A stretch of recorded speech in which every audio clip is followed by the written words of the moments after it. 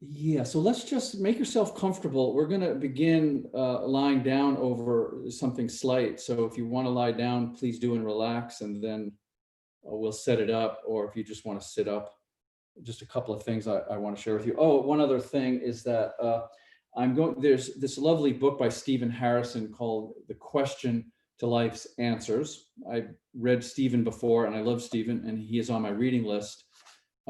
But I've picked 3 of the questions that I'm going to read throughout the class tonight. So just so you know where these are coming from. Yes, that's that. And then let's start. I want to start with a little bit of a dialogue. This is a dialogue between 2 friends that haven't seen each other for a while. And the one friend asks, "So how is your husband doing? Is he still unemployed?" And she answers, "No, he's no longer unemployed." And the other friend says, "Oh, that's great. What is he doing?" "Well, he's meditating." "Meditating? What is that?" The friend says, "I don't know, but it's a lot better than sitting around doing nothing." Yeah, so as you can see, my transition from yoga teacher to stand-up comic is going very, very slowly. So thank you for letting me practice on you. Okay, good. So let's just sit, breathe, relax, arrive.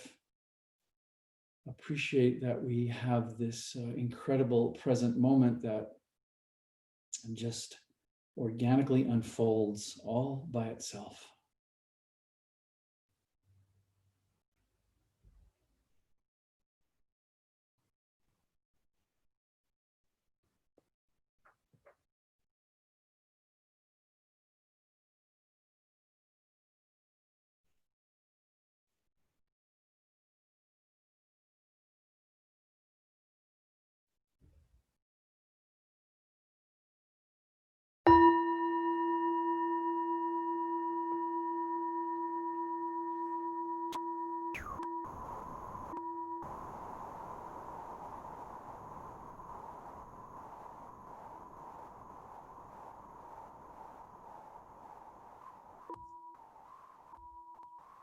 And now the meditation of yoga.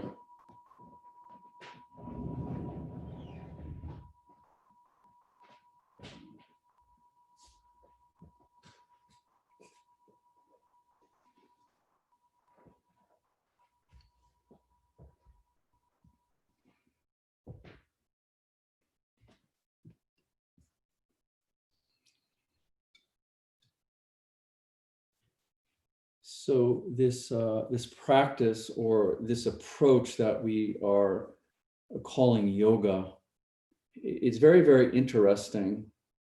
And in a way, it's a game, this game of life, yoga, really the same thing.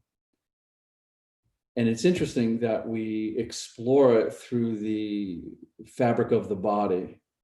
So essentially what yoga is that yoga is a connection and a grounding and an embodiment with the body, a knowing that you are the body, but at the same time, knowing that you are not limited to the body, and ultimately, you are not the body. So it is a game really of separation, of limitation on one side of it, but on the same time, it's a game of feeling and experiencing. So the poses that we do, the practice that we cultivate is not about, coming to this place of total comfort. Yes, if you're hoping for, wishing for total comfort, you're going to be waiting a long time. It's more about this sort of deeper play, if you will, this deeper game that I'm calling it, this wonderful game of feeling the body, yes, experiencing the body, understanding that there's a tension and an inherent push and pull of feeling separated and feeling limited. So the visceral sense of this somatic fabric but at the same time, the understanding and the connecting with, no, I am not this body. And this is where the yoga allows us to have this very grounded exploration and this very ungrounded exploration, if you will. So the possibility and the potential in each posture is wide open for you. Sometimes we just want it to be direct and physical and visceral, and we want to explore this comfort discomfort balance that we all hold. And sometimes we want to open up into this sort of vague openness that that isn't body, that isn't mind, that isn't feelings, but is this vastness, this open field that we can start to identify as our deeper and more essential self. So yoga. So let's begin, please, if you will, by rolling up a blanket. So this one is a pretty heavy blanket, so you don't have to roll your blanket up all the way. And be aware, what's going to happen is we're going to first just come up on the pelvis here and do a couple of hip openers, and then we're going to slide into the lumbar spine. So I'll kind of show you what I mean by that, just so you can get a gauge, because what I'm suggesting is this may not be too challenging with just the pelvis up. So how we're going to start, we're just going to elevate the hips and place the back of the pelvis on here. Yep. And we'll relax here for a while. We'll bring the legs up at some point and do some hip openers here. And then what I'm going to suggest after some time is to snuggle down and place the buttocks onto the floor. And this turns in, at least at this height of my blanket, this turns in, as you can see, a substantial lower spine compression. And we'll stay here for a while, and then we'll come back up onto the pelvis, which you will welcome, yes, and then we'll go from there. So I'm just going through all of this so you set this initial pelvic compression up with the realization that it's going to wind up in the lower back, and that'll be different. And not to worry, because if you get there and it's too much, you can just unroll the blanket as you will. So, bring the compression down. But let's, for now, place the pelvis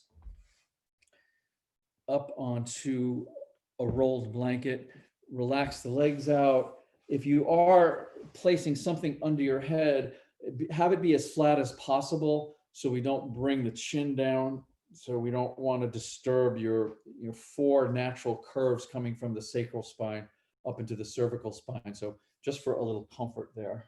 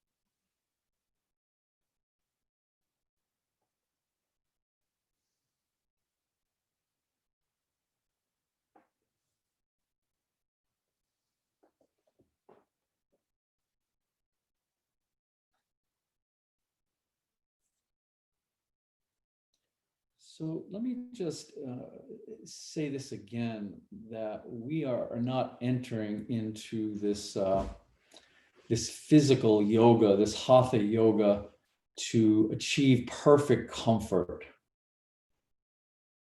That's that's a bit of a myth. It's just like we're not living this life, we're not playing this game, to bring our life where there's no challenges, where there's no situational or circumstantial discomfort, where we're trying to learn, we're trying to play the game, so we see that the discomfort has some something to guide us, something to teach us.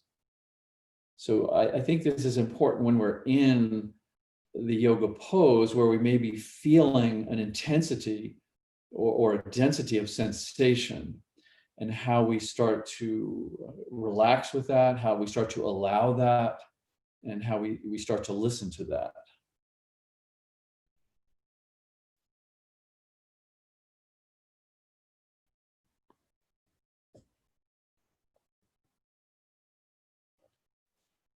And this is why we begin to make a transition in a yoga asana from the mind trying to grasp all of this to simply silence, to simply the gap between the thoughts, because the mind will not grasp all of this. It's not meant to. The mind is a lovely thing, but it has its inherent limitations. So when we're wanting to be silent, when we're wanting to slip into this spaciousness and this intelligence of silence, the mind cannot think about this. It can simply overlay things we've heard about it, stories about it, beliefs about it. So the letting go is not so much letting go into the silence. The silence is already there. It's just not attempting to use the mind to take us there. So if you find yourself thinking about any of this, just as you're invited to relax your body, you're also invited to relax the mind. And this is, part of the game that I was talking about, because this can often bring us to a place where there's just nothing to hold on to. If we're not holding on to each and every thought that arises, then we can just be in this spaciousness. So we get to see this sort of, dualistic game of, yes, I'm my body and I'm feeling and I'm separate, but from this deeper place of silence and quiet and spaciousness, no, I'm far beyond that. I'm far more spacious and eternal than that. And so how we hold that is nothing that we want to intellectualize, nothing that we need or even want to hold with our mind, and let it be okay, really, really okay from our heart, that there's nothing to hold on to, because it's a wonderful game.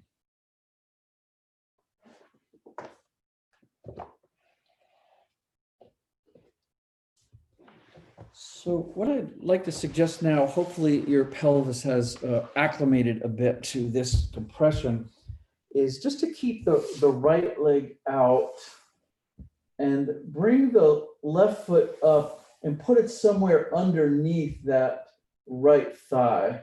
And then let that left knee just fall to the left, just fall to the side. And you can adjust it any way that you like. Obviously, we're just using the bent knee and the weight to the side to pull in to the hip and to the lumbar area. So when you feel this, adjust it accordingly, and that's good. And we'll just stay here for a bit.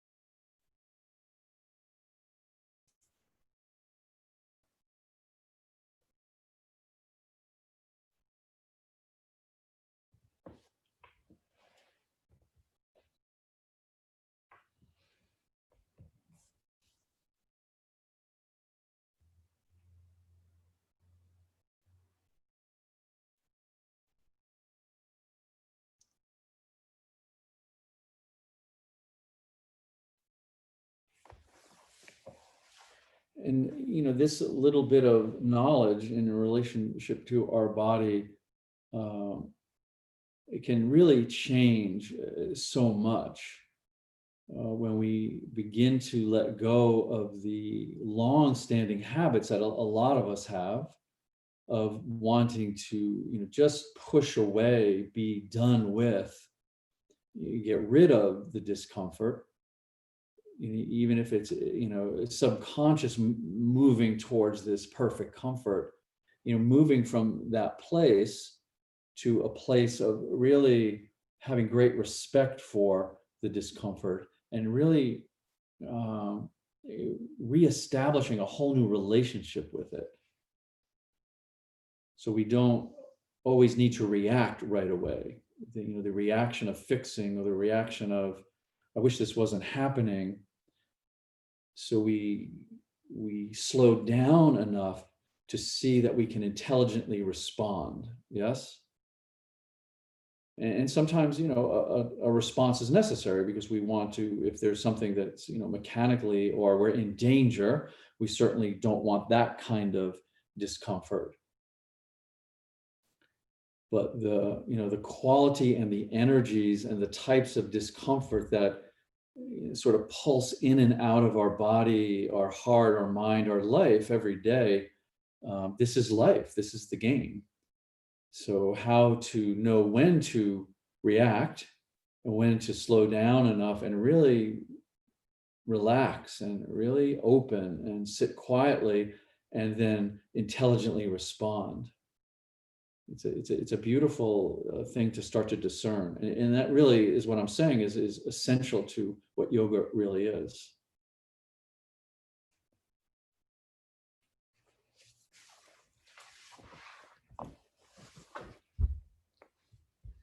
Good. So we can take that left leg and relax it out now. And we'll just reverse the legs now. So you can let the left leg stay relaxed, and we'll pull that right foot up and under that left thigh and just let that right knee thigh fall to the right side. And again, just adjust it accordingly.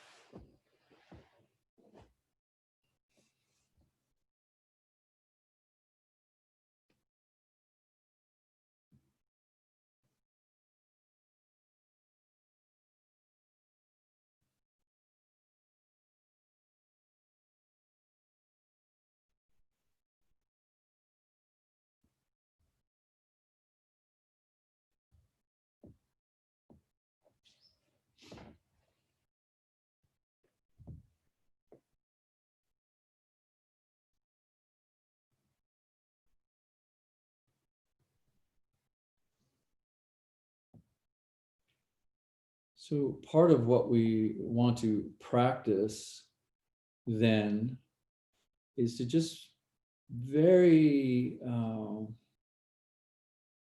deliberately, but also very honestly, start to draw your energy inward. And so what I mean by honestly is we have to slow down enough to feel where our energies are.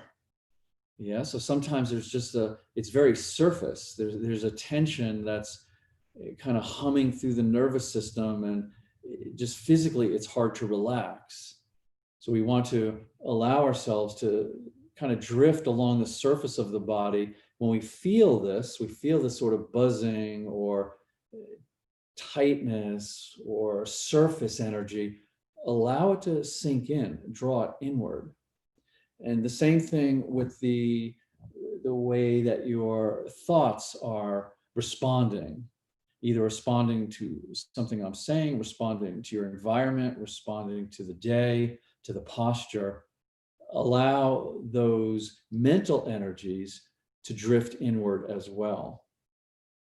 And also if there's something being held emotionally. So we start out with these supposedly clear-cut delineations of physicality, sensation, feeling, emotion, mind, and thoughts. But as we invite them in, we can relax in a deeper and more genuine way.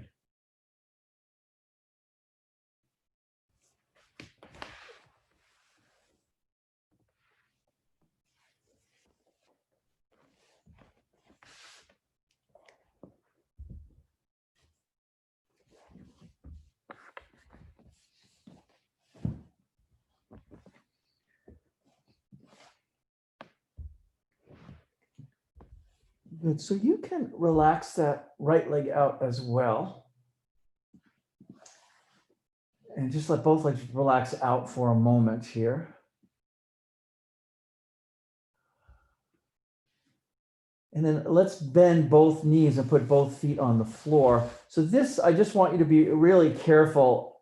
This is a very short distance from sacral spine to lumbar spine, but the amount of connections and misalignments and ligamentation is really vast.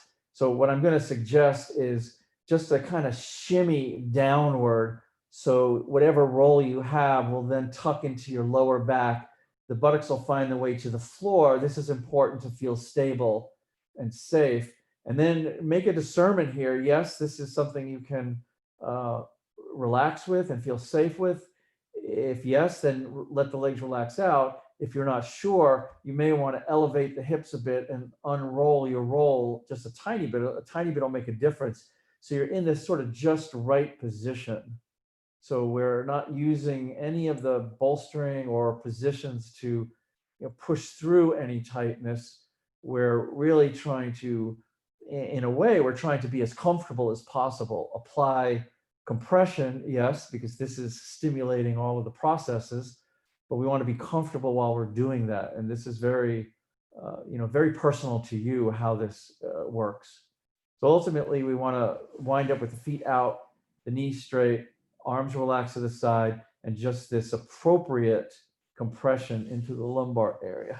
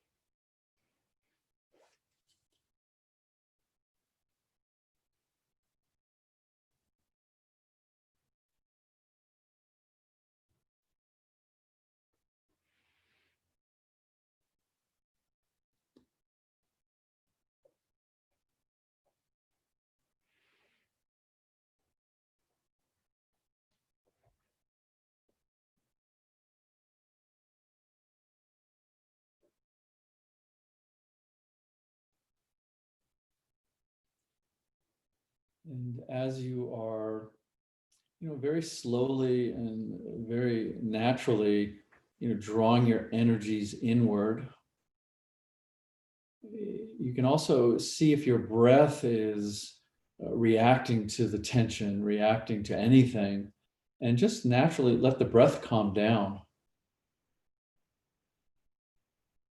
Sometimes that means relaxing the belly a little bit. Sometimes that's relaxing the throat, the shoulders. Sometimes that's extending the exhalation just a little bit longer so there's a balance between inhale and exhale.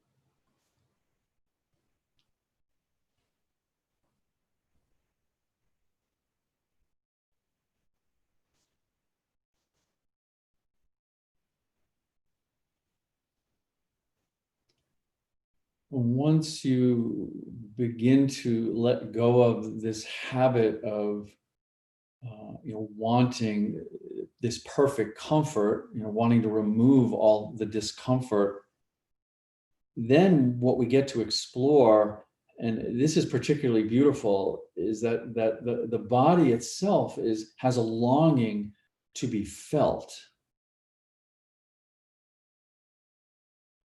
And what wants to be felt simply wants attention. So we don't need to bring the mind into this. We don't need to explore this somatically, therapeutically, mentally, but just the simple process of drawing our attention to what naturally wants to be felt in the body. And then if we start there, then whatever arises from there, then it may be a somatic exploration. It may be a therapeutic calling. It may be something the intellect needs to understand about what needs to be felt.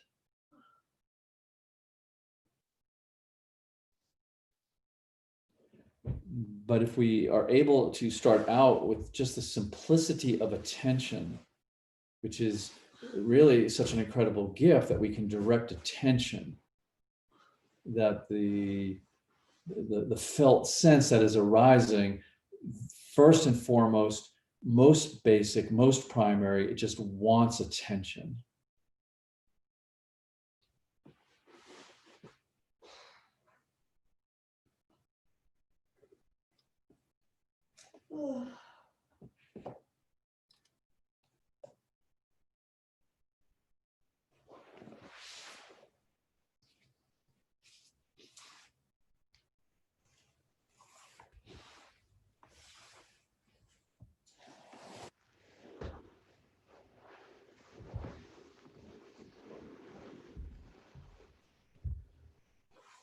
Good. So once again, let's put the feet on the floor so that lower body, that lower back feels stable.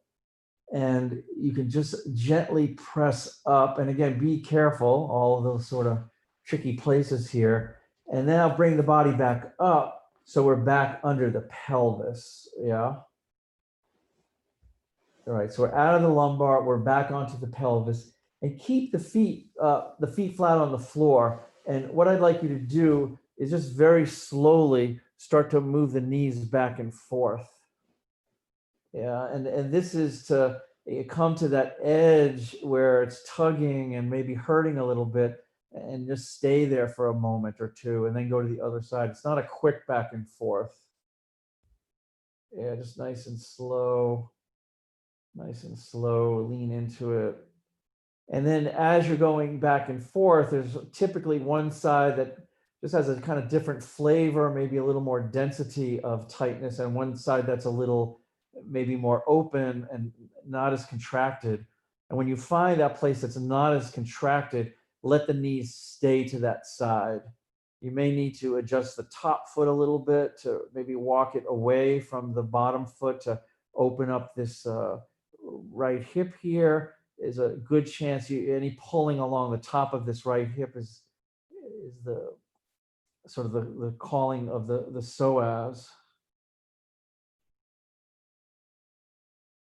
And then anything that you're feeling, any felt sense that is arising, again, it just simply wants attention.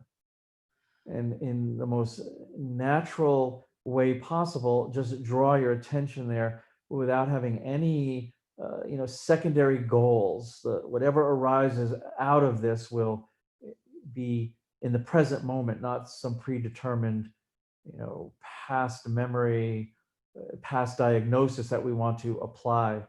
Just a direct connection with what this felt sense is revealing, and then how you draw your attention to it.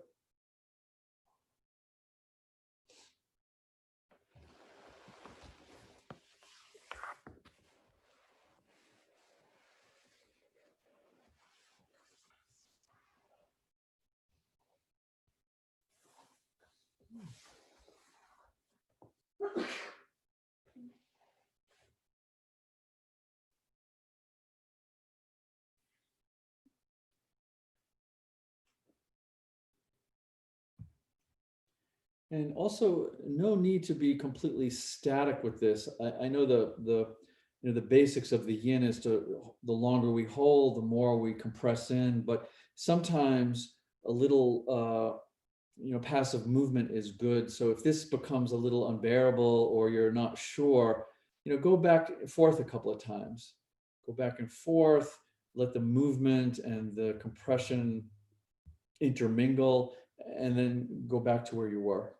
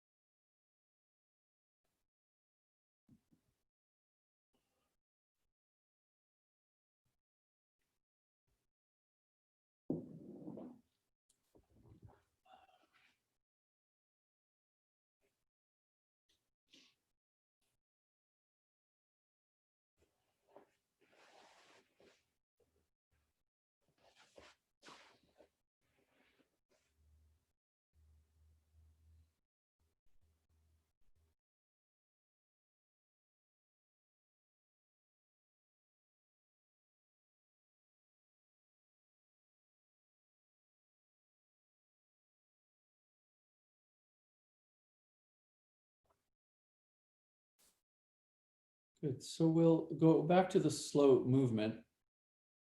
So back and forth again, and coming up to your edge, lean into it, slow it down, feel it. And so do this for several times, and then let's bring the legs to the other side. And then again, if you want to walk that top foot, and just sort of re-angle that hip a bit, and then we'll settle in.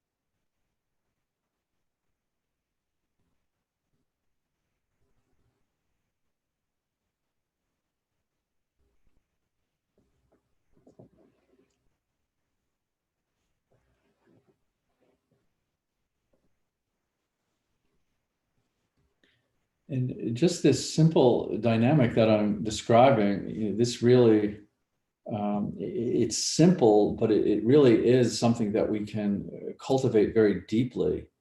This allowing the feelings to arise, and then just simply directing our attention into the feeling without having to have a plan, without having to react.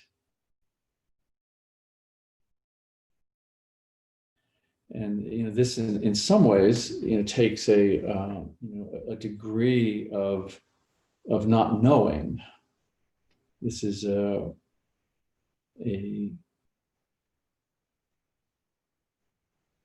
an aspect of yoga that we come to cherish, that our true nature is one of not knowing.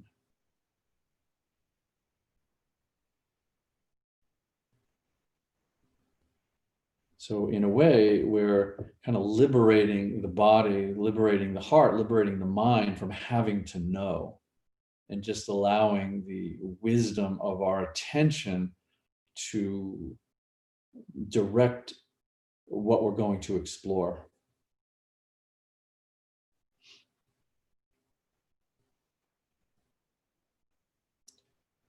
Good. So once again, let's move the legs back and forth.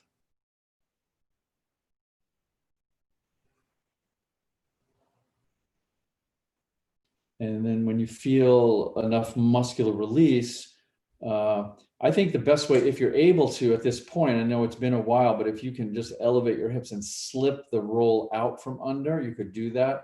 If that doesn't feel accessible to you, you can just roll off of this. So either way, let's remove this pesky roll out from under, and we'll just lie and relax here for a bit before we move on.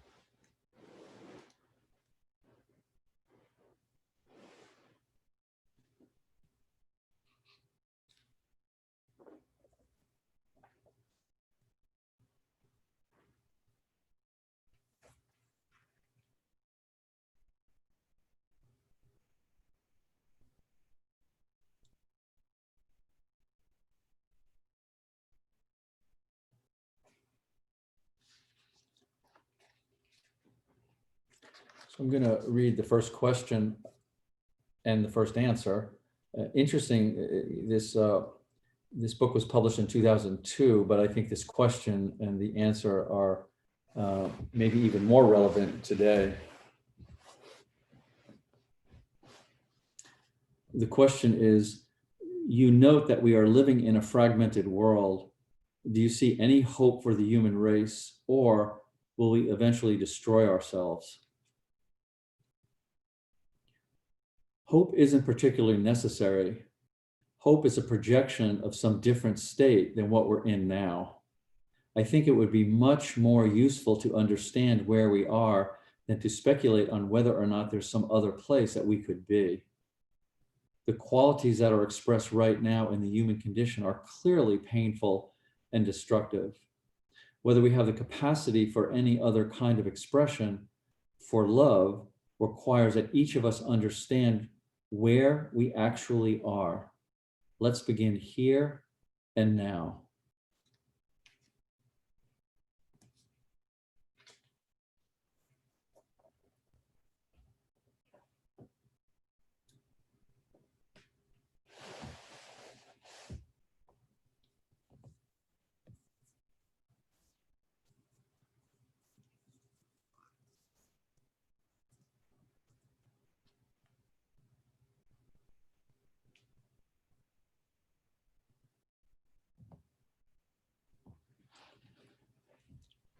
And this what makes the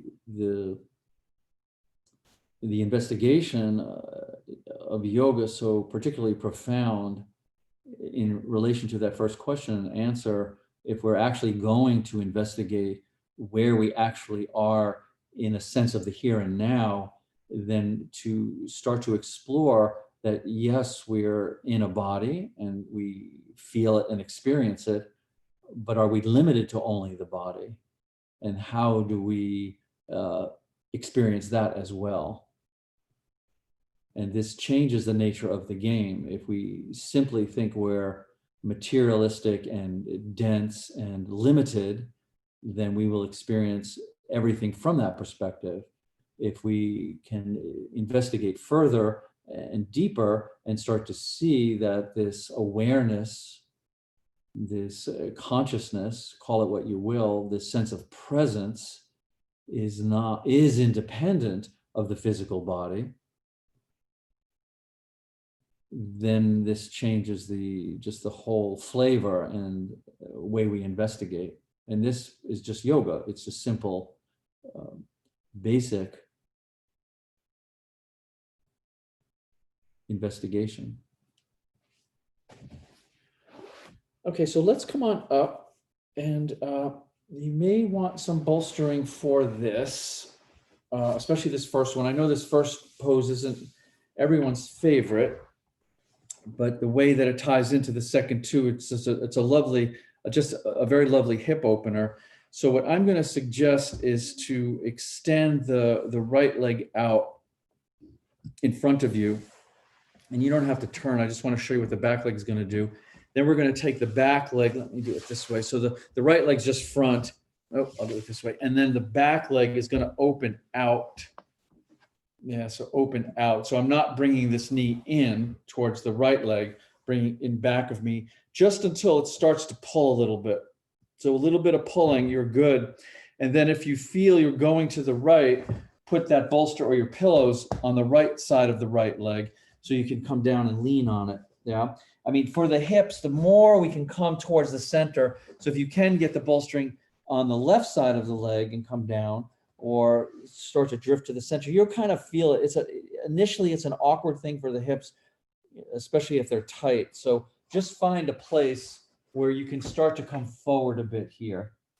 And if you're limited to over on the right, that's perfectly fine. Try to soften your lower back. Don't force it.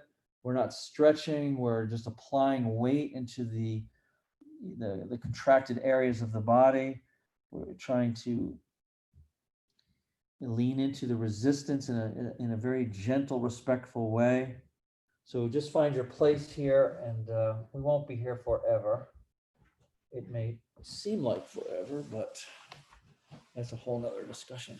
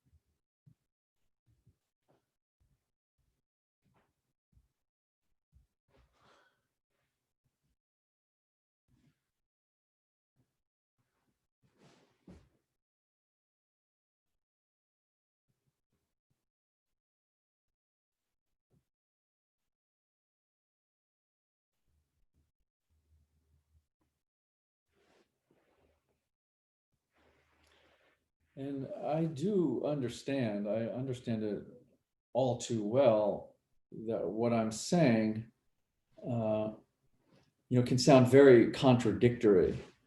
And so if everything is being filtered through the intellect, filtered through what you think you know, it's going to sound contradictory.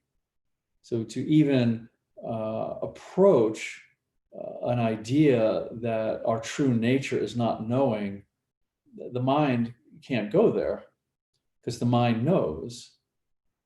To even approach the quality of true, genuine silence, this spacious gap between the thoughts, the mind can only think about that. It can't experience it.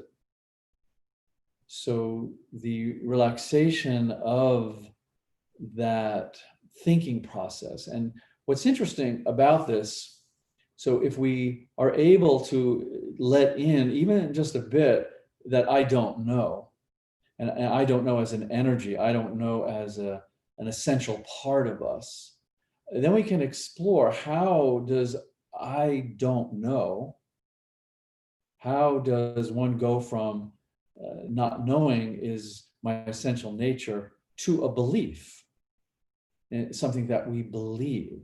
So it's a lovely, this is the Atma Vichara, this is the self-inquiry of yoga, firsthand, experientially.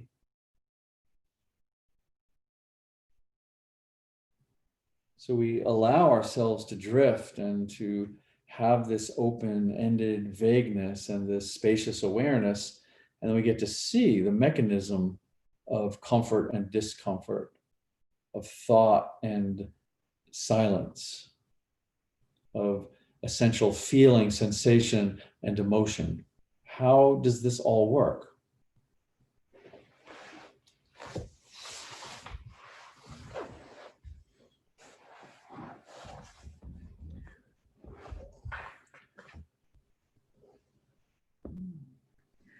Good, so let's come on up from here.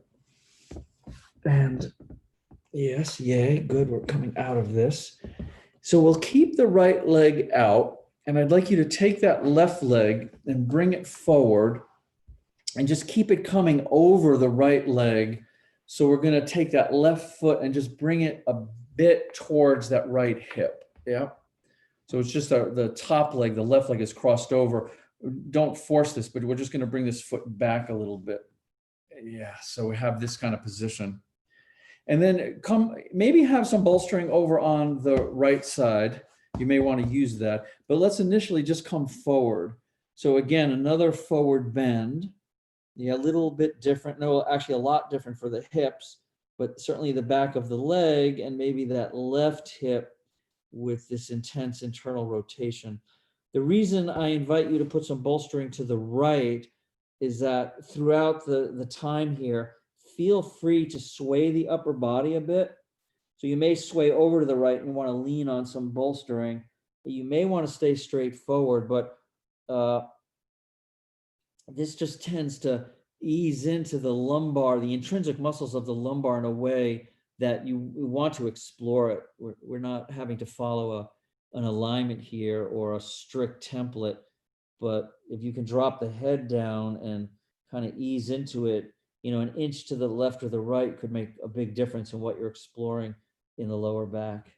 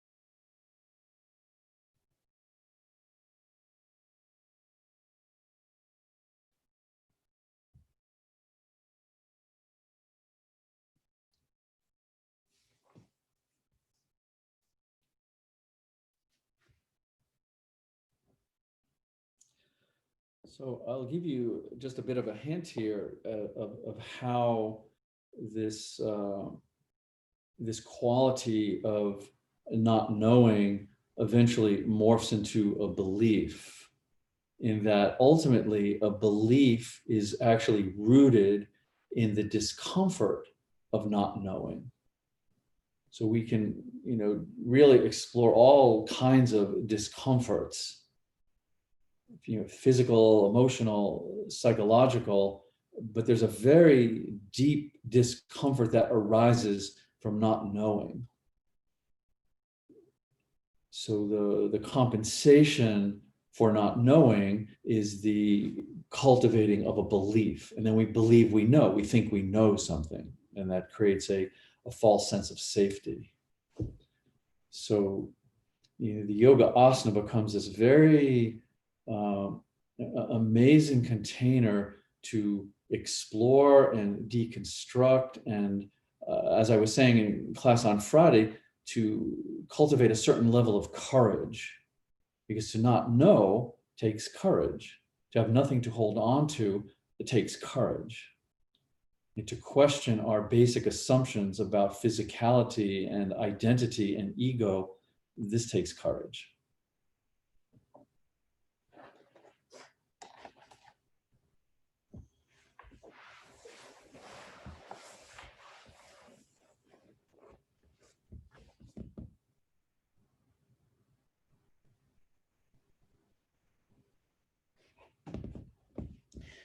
Good. So in this position, if you have drifted off to the right, just bring your spine straight and we'll roll up from here. We just don't want to come up from a twisted spine. So come on straight up, and we're going to keep the right leg extended and just straighten out the left leg for a moment, just to give the knee a little space. And then keep the right leg out and bring the left leg back in. So the sole of the inside of the left foot is somewhere along the inside of the right leg. And we'll just come forward one more time. And same thing goes here. This is not needing to put the forehead on the left ankle. Feel the pullings and the tuggings and the resistance of the torso weight, and then apply the position appropriately. So it's appropriate for you moment to moment. Make sure to relax your head so your neck can feel this as well. So you feel a whole articulation of the spine.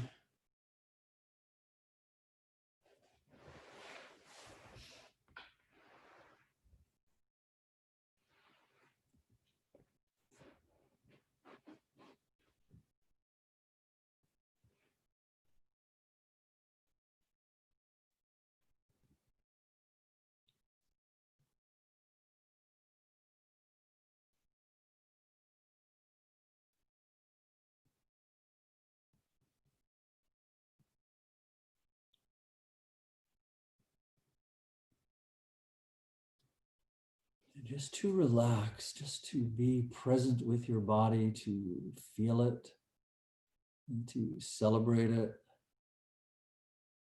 to draw all those outer energies, all of the distractions and concerns and memories and projections that are just mind stuff, just to draw them in, just to have this internal place of equanimity and relaxation.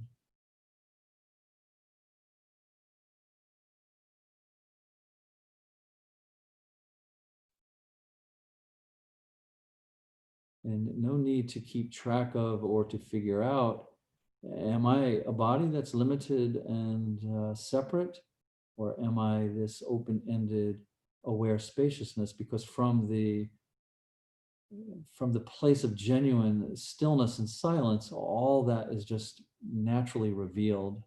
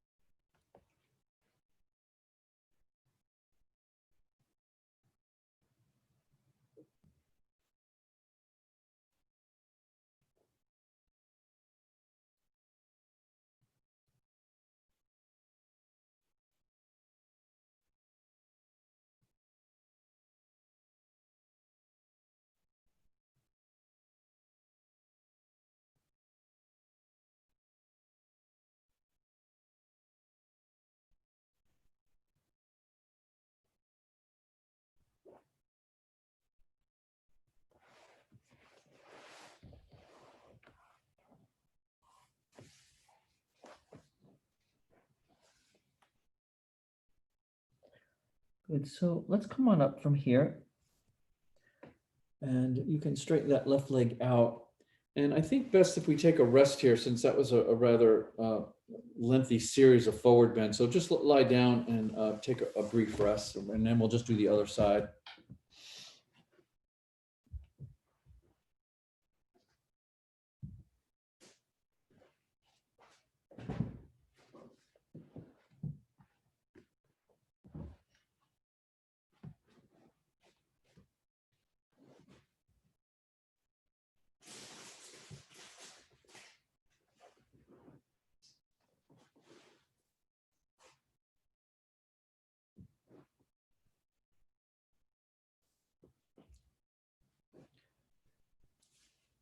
And you know what's particularly interesting in these days when we have so much information at our fingertips, is you would think that this exploration of not knowing would be exclusive to the yogis and the spiritual practitioners in the realm of the mystical and the esoteric. But the deeper science, the science that is doing what we're doing, is going into matter, is going into the fabric of life. What they find that this human body at a very deep and vibrant molecular realm is really nothing more than rhythm and electricity. So that's so beautiful. That's so beautiful that people that are not mystics, not yogis, take all of their intellectual instruments and go as deep into the body as they can. All they're seeing is this rhythm, this electricity, this chemical and hormonal exchanges. So where are you? Where am I in all of that?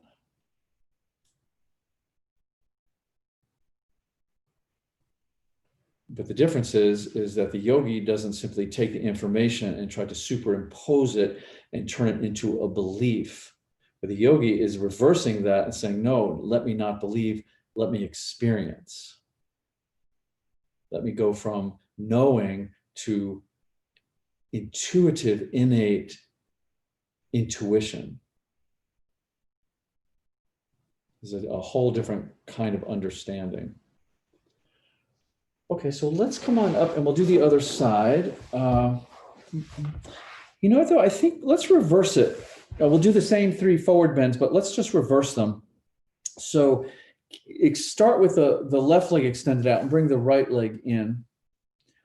Same thing, just the other side. So this is what we ended with. So we'll start here. Again, feeling that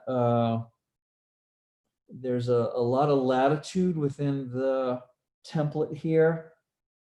Use any support that you need to lean on. Try to just relax the entire length of the back line, the spine. And then we'll come into the first forward bend here.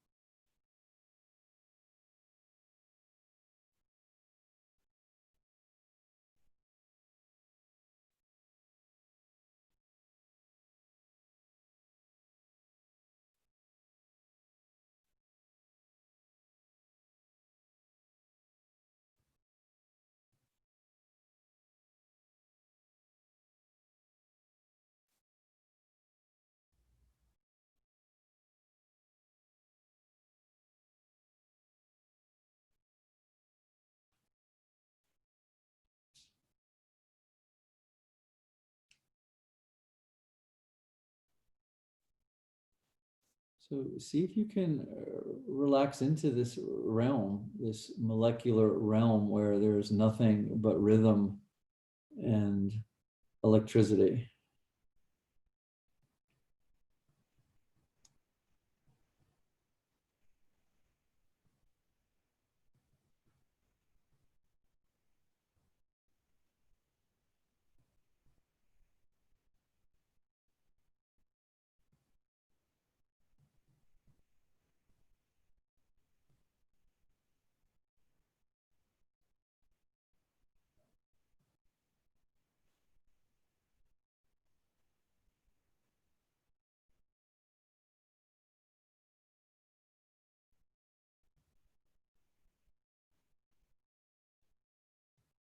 And if you do feel the need to have some of this very gentle, passive micro movement, let it arise from the stillness.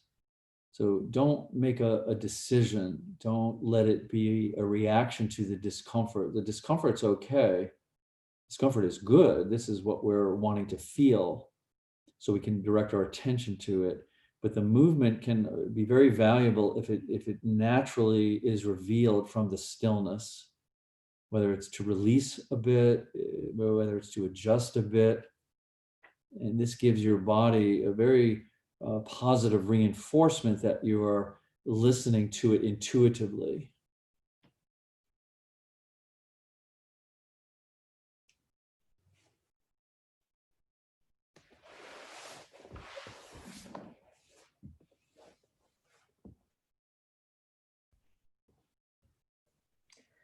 Good. So we'll come up from here. So just roll up nice and slowly.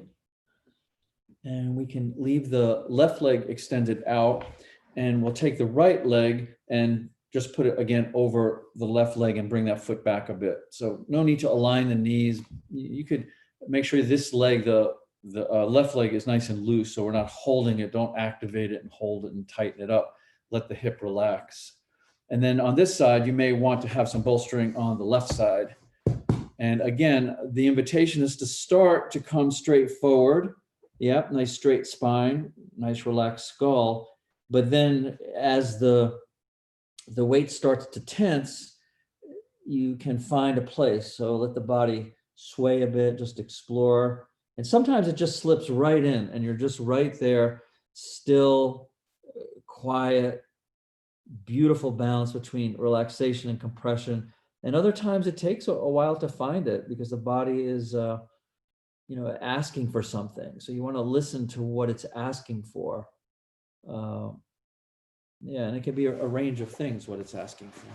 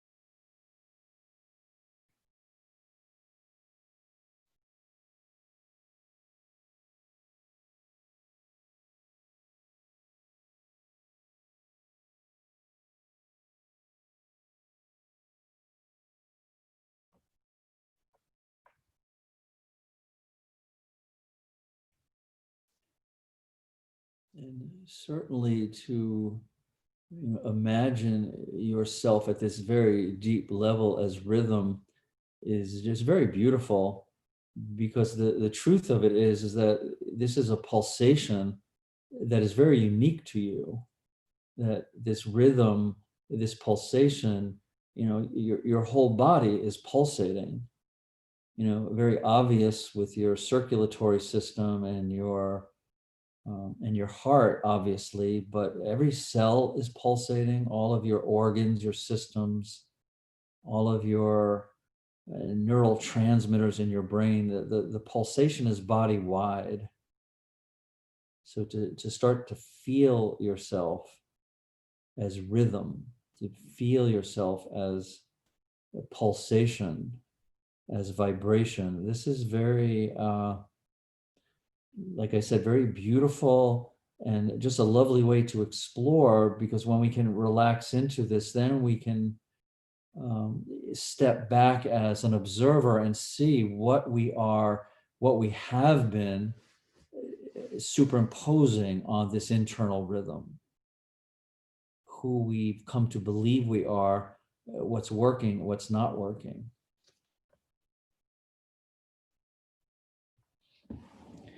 Good. So if you're off a little bit, twisted off to the left, good to straighten the spine first.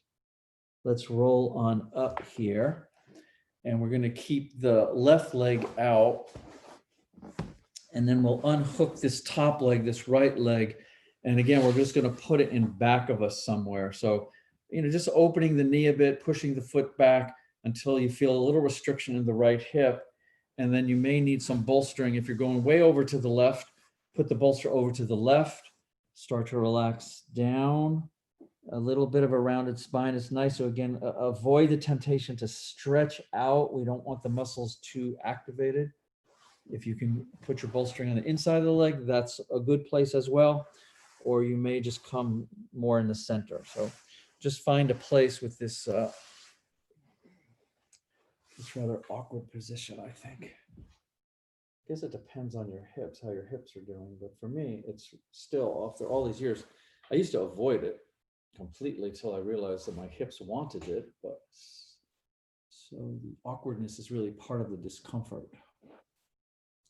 This is why we don't push or force, because we want that, the discomfort that encompasses the mental reactions, the emotional reactions, the way that the body is responding, its limitations. We want the position to, in a way, hold us. The asana holds us in this container of just wide open exploration. So don't be so concerned with what it looks like, or are you doing it right? There's no way to do it wrong if you're feeling something.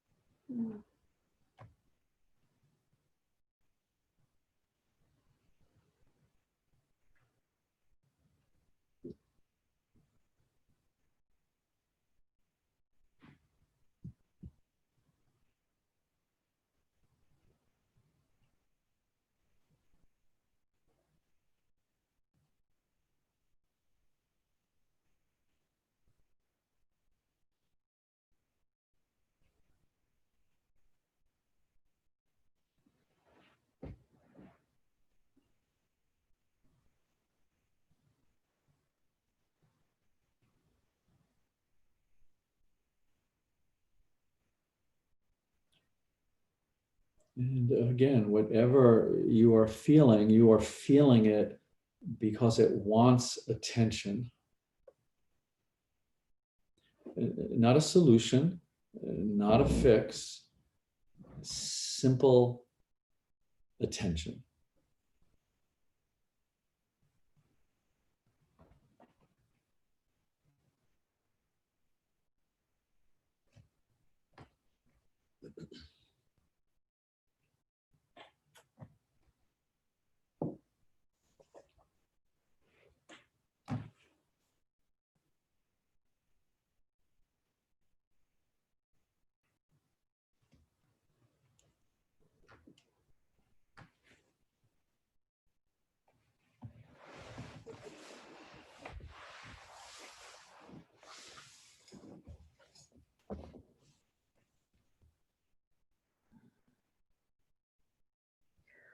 Good. So let us emerge. I will just bring the body up. Let's get that right leg, that back leg forward, and let's take another rest so you can lie down, and we'll take a few moments here to rest.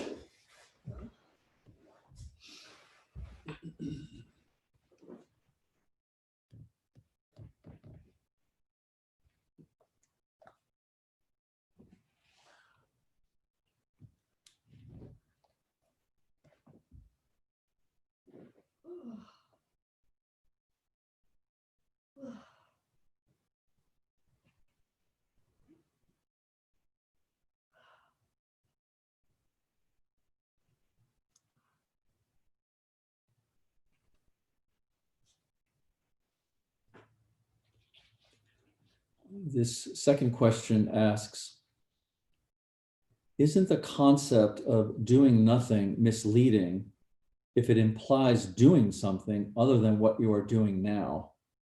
Isn't trying to do nothing useless?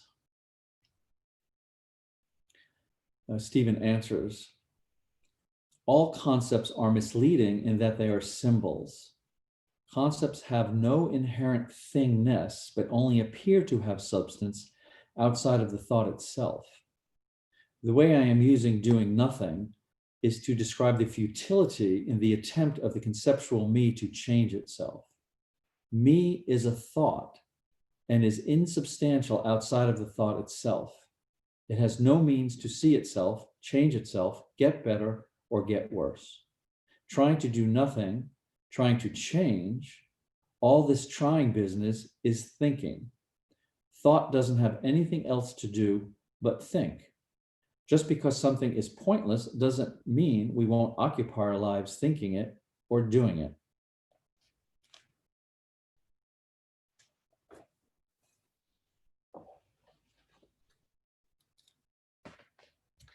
I love that very much, that thinking has nothing else to do but think.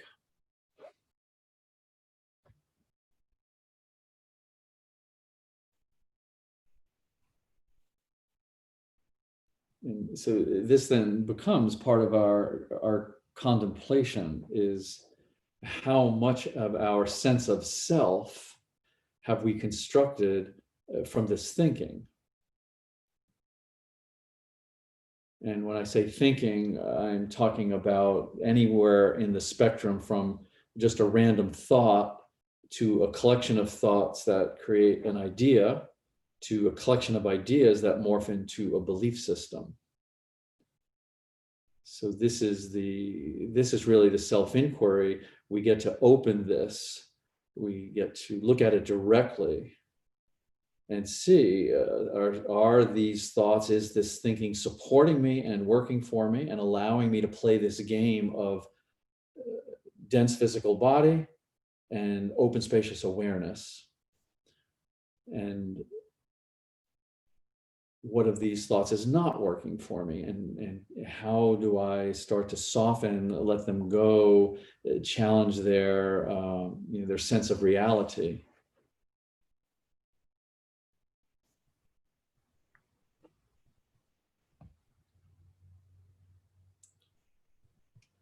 Okay, so let's move on. So if you're lying on your back, just turn over onto your belly. You won't, the instruction for this is pretty simple to get into it, so you don't have to really get up too much. You don't need to look at me, I'll just describe it. So if you've rolled over onto your belly, come up onto your forearms. So you're in this lovely backward bend. And let's just take a few moments in this backward bend, since we just did all that forward bending. But we're going to dip into the shoulders shortly, but let's just enjoy this. So the elbows under the shoulders, the legs separated a little bit out past the hips so the pelvis can relax. You might want to sway the lower back a little bit.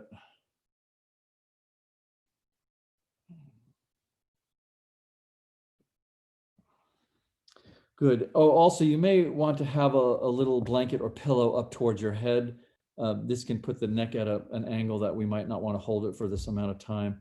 So from here, let's just stay on this left forearm and take the right arm and slip it under that left armpit. And then try to relax down, not roll to the side. I know it's a little hard here, but we want to try to keep this left shoulder as close to the floor as possible, and that left hip. So we're not rolling. You'll feel it. The weight here, especially this left side of the body, is compressing into the right shoulder. And then the little blanket or pillow, you'll see, if the head, I mean, you could let the head dangle, but I wouldn't. It's not really meant for the neck. It's meant to really support the upper spine and the head, so all of this weight can sink into the right shoulder. So it just can really drift into the complexity of the right shoulder here. So we can drift into the molecular realm of that rhythm and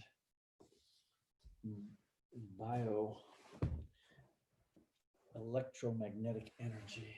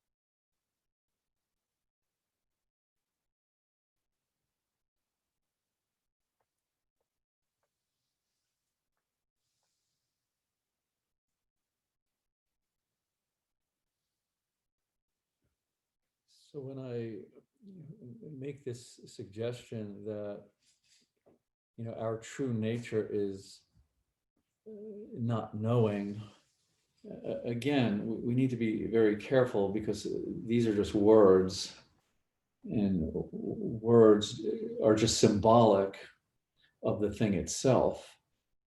We could just as easily say that our true nature is life itself.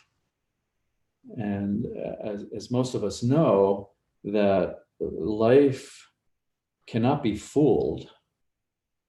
And it has a very almost magical nature of being unpredictable. So the yoga is making this shift from believing and feeling that we're separate from life and we have to navigate life and we have to create a sense of safety and identity and everything that goes along with that, to actually being life, to being able to rest with our whole being. This beingness is life. This life is our beingness. And the healing ultimately is healing from the illusion that we're separate from it in any way.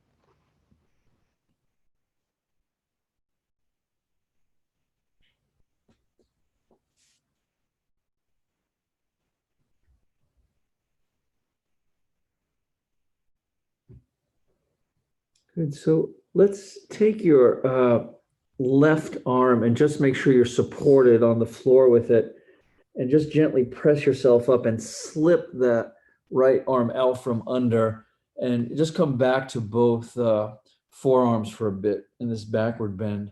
And again, we'll just enjoy this backward bend for a bit before we do the other side.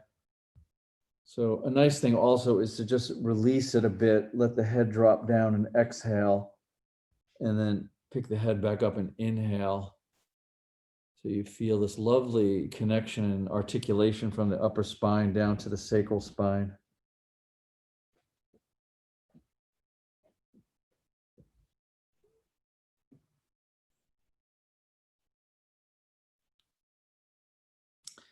And then when you're ready, we'll stay on this we'll stay on the right forearm. We'll take this left arm and slip it all the way under that right armpit and relax the right shoulder down. So I'm just placing this right arm forward a bit so it's there for support if I need to come up. But again, relaxing the right shoulder and the right hip down so we're not in any way rolling to the left. Put something under your head, that pillow or blanket, and we'll come in for the second side of this.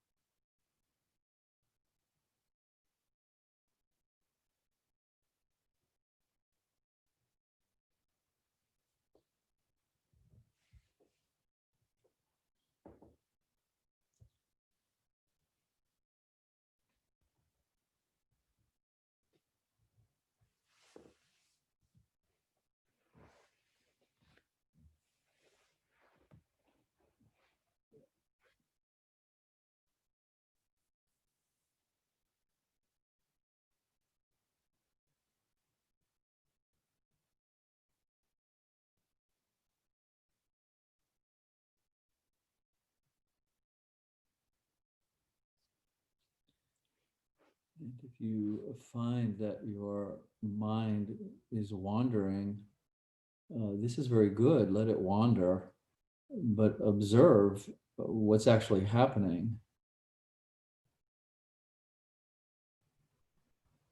This is an amazing opportunity to not have to get entangled with the thoughts that are wandering, but to observe what they are.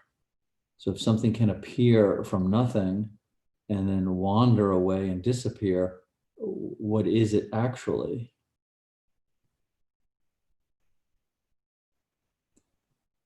This is I used the Sanskrit earlier, Atma Vichara. It means this higher reasoning, this direct investigation. And this direct investigation allows us to make sure that our spirituality doesn't just turn into a metaphor that we never actually live. So the investigation is from a living, breathing place of direct experience. Very, very powerful to be embodied and connect with our direct experience and have the capacity to slow down, to quiet down enough to really listen to it, to really observe it.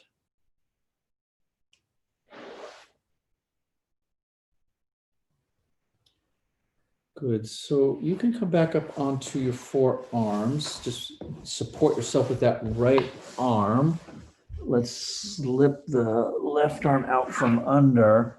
And then when you've come out of it, just let yourself relax. And you can either, if you want to relax on your belly, you can, or if you prefer to come onto your side and curl into the little baby pose, you can, or you can lie on your back and let's relax.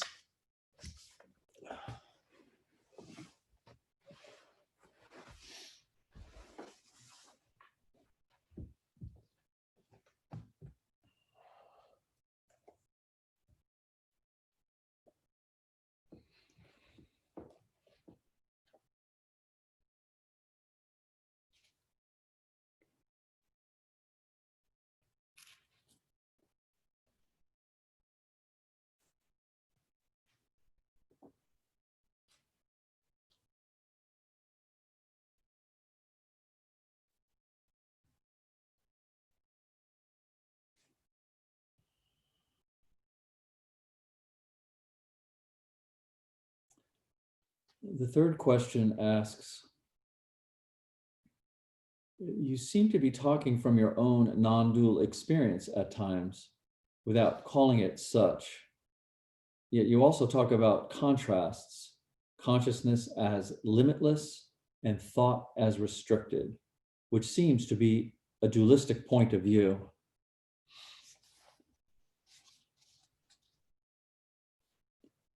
I don't know anything about non-duality. I wouldn't call myself anything in particular, or for that matter, a non-anything. We really don't know much other than that we have suddenly become aware and we are investigating this strange and wonderful world we have landed in. I have no idea where we are, what we are, or even if we are. All the available spiritual maps appear to be outdated. Belief systems require our blindness, and we have become aware of that, so we can no longer believe. Thought is symbolic. It is not the thing it represents. Teachers offer us the security of surety for the small price of our integrity. All we are left with is to explore. This is not an exploration of doing, but of being.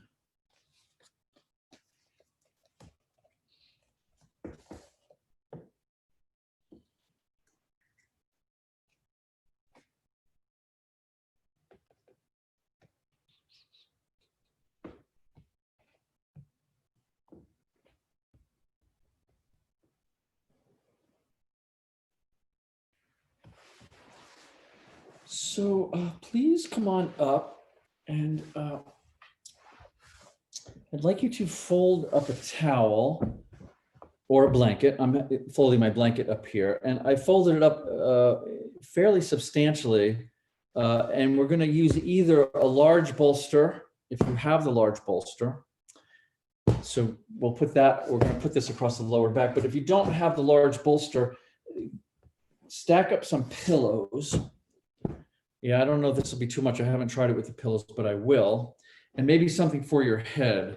The pillows are kind of hard to gauge sometimes because they have different levels of softness. But the reason I want this to you to sit on the blanket, whether you have the bolster or the pillows, is because I want to have the compression discomfort level relatively mild to medium, not intense as this would be without the blanket for most of us. So if that's not the case and you want to just sit on the floor, you can. So if you're using the bolster, it's pretty straightforward. We'll keep the buttocks on the folded up blanket and just come back. If you're using the pillows, oh, this is perfect. Yeah, so this is good. So these three pillows are really equivalent to that bolster. And something for my head, yes. So it's just so we don't overstrain the neck and that becomes a distraction. It's easy with the pillows just to let the arms go to the side. If you are using the bolster, let the arms go more toward your head in front of the bolster. Better that way to let the arms relax out to the side than interlock them up on the chest, especially with this length of time, because then just the hands fall asleep. And then you can let the legs relax out.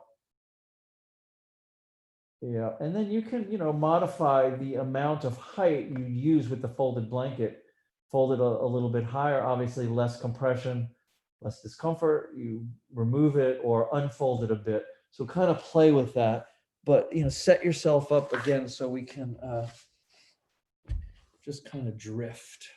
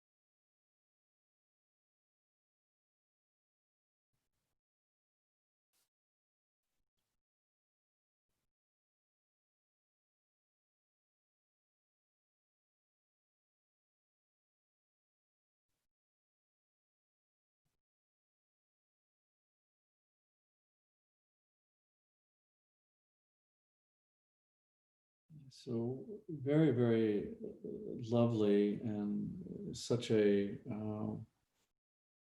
a beautiful part of just being alive is that we get to explore ourselves in a very multi-layered way.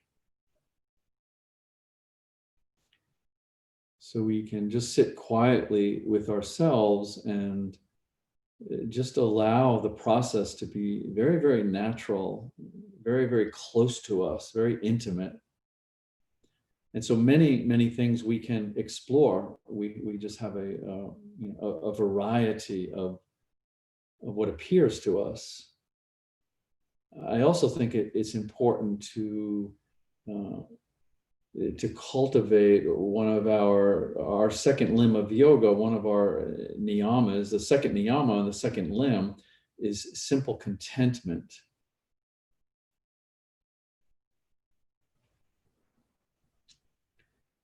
And one of the deep things we study with contentment is that it's not contingent upon our circumstances. It's not contingent upon our relationships, upon our health, even upon our well-being. Contentment is simply to be okay with whatever is happening. To sit in an extremely deep place of courage and trust that we can allow life to unfold and it's okay. And as I was saying earlier, on some level, it's also a game. It's a game of hide and seek. It's a game of exploration. It's a game of body, mind, spirit. But it's a game that ultimately we cannot lose, because we are this life. This life that we're exploring is what we are. So to cultivate a sense of contentment, it's not about being happy. It's not about making progress. It's not about self-reflection. It's about contentment. It's about being content regardless of what's unfolding. And this is tricky. It's not always as comfortable as it sounds, because we will then have to face all sorts of patterns that tell us we're not making progress, or we're not good enough, or this is not a productive way to spend our time. So to sit with genuine contentment is very, very powerful.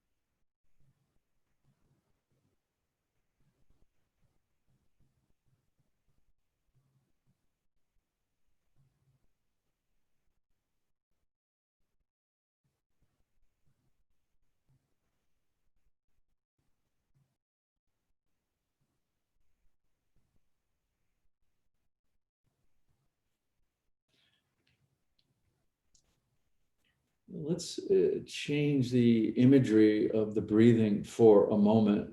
So instead of feeling or imagining that you're simply breathing in air to lungs and releasing air out of lungs, I'd like you to just shift the imagery that the in-breath is expansiveness, wide open, unlimited expansiveness.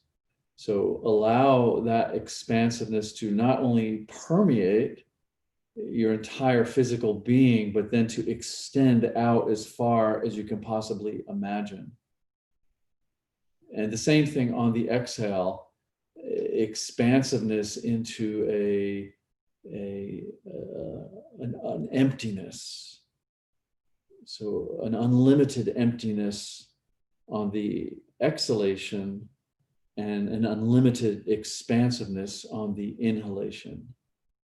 So just play with that for a bit.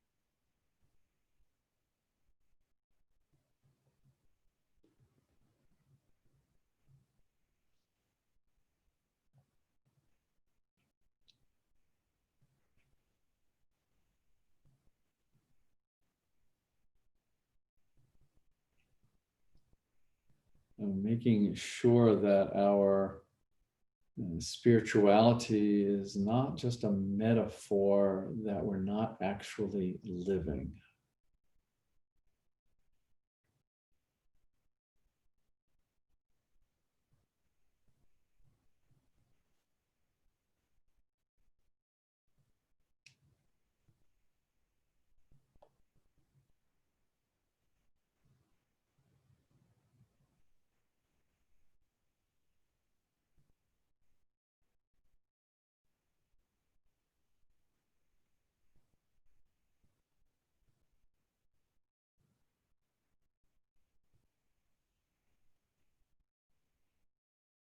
So let's put your feet on the floor and just have just a little rocking back and forth, a little gentle movement, nothing too aggressive. So I'm not suggesting necessarily go from rib cage to rib cage like I often do, but just maybe the knees and a little roll to the right, or knees and a little roll to the left. So just to make sure you're pressing into all of this this buildup here. Bring your knees up if you'd like. And then when you feel good, or at least safe that you've released some of this muscular tension, then you can just roll off of this bolster or your pillows and just curl up on your side here, if you will, for a bit. I want to come right into a forward bend here.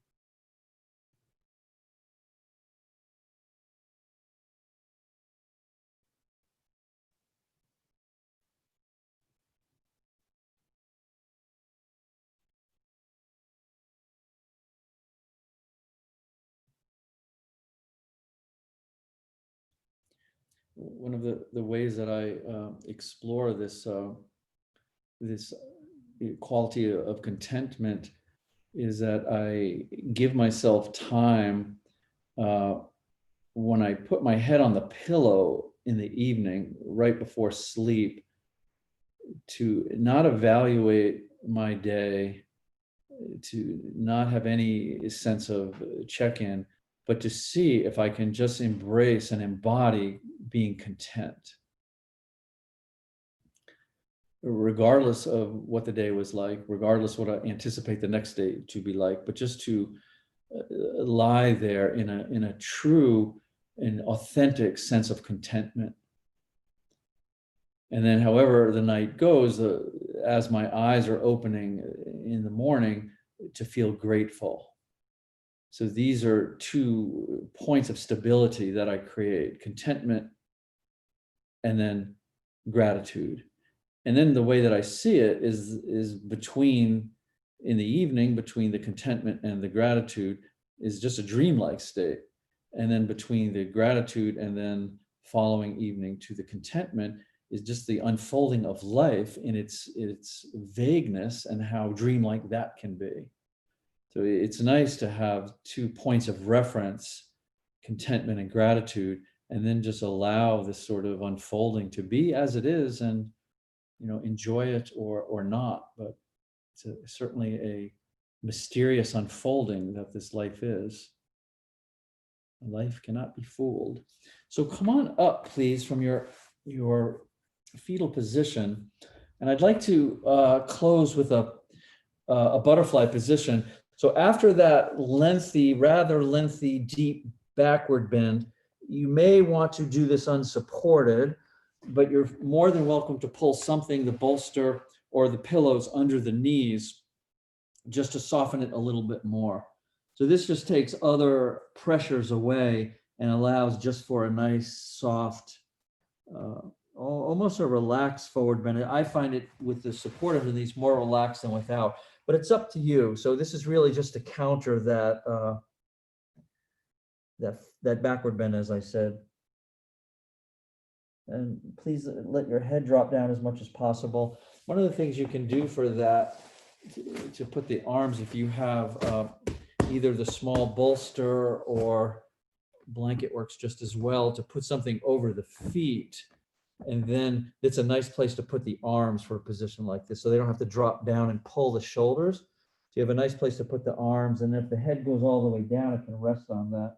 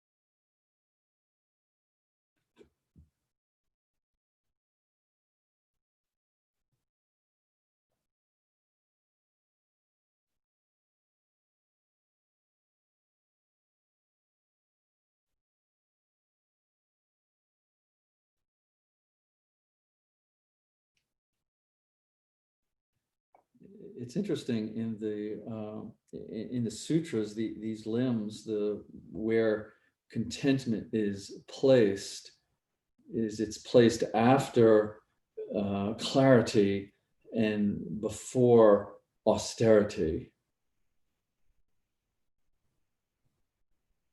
So our capacity to cultivate clarity in being able to look at whatever it is that is arising with great clarity, this is profoundly powerful. And austerity, from the yoga translation, isn't about doing without. It's really about paring oneself down to only what's necessary. So we're not distracted and we're not overly concerned. So the clarity and the austerity are in a way holding us in order to sit in this this profound state of contentment.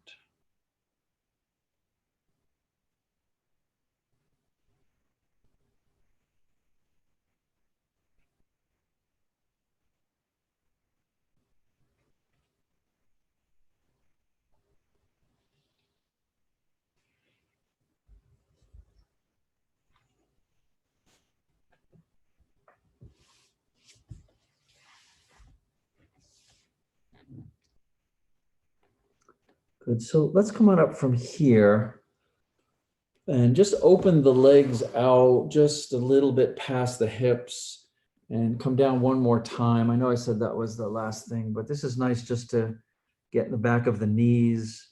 You may even want to sway a little bit, just check in how things are feeling there.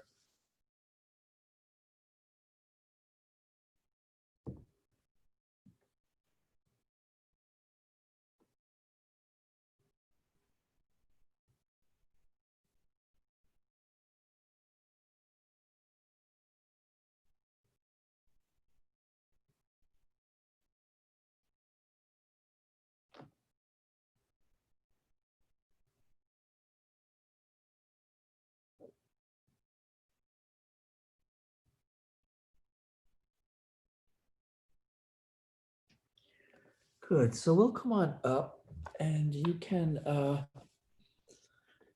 lie down and come into a Shavasana. If you enjoy that or need that, you can continue doing more poses if you need counter poses, or you can sit up with me and we'll take a bit of time to